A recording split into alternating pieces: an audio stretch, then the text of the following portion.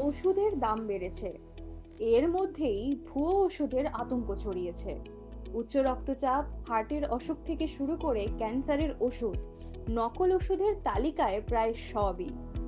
সাধারণ মানুষ কিভাবে চিনবেন কোন ওষুধ আসল আর কোনটি নকল? দেখে নিন সহজ উপায়। ওষুধ কেনার আগে ব্যাচ নাম্বার ও বারকোড চেক করুন। বোতলজাত ওষুধের সিল অক্ষত আছে কিনা ভালো করে দেখে নিন। আগে কেনা ওষুধের সঙ্গে তুলনা করুন। ওষুধের রং বা গঠনে পার্থক্য থাকলে সতর্ক হন।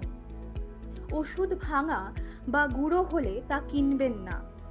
প্যাকেটের লেখা ফল্ট, বানান ভুল বা রঙে গরমিল থাকলে সন্দেহ করুন।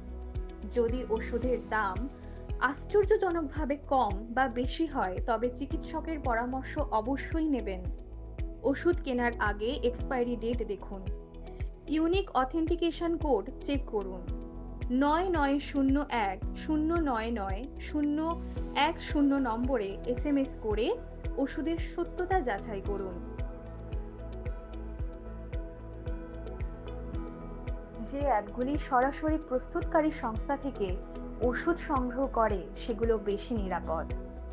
অনেক অ্যাপে মধ্যস্থকারী বা থার্ড পার্টি থাকে, যেখানে নকল ওষুধের ঝুঁকি বেশি। ওষুধ হাতে পাওয়ার পর অবশ্যই সেটি প্রেসক্রিপশনের সঙ্গে মিলিয়ে নেবেন।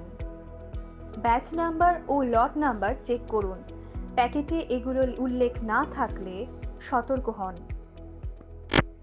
সিকিউরিটি চেক স্ট্যাম্প খুঁজুন।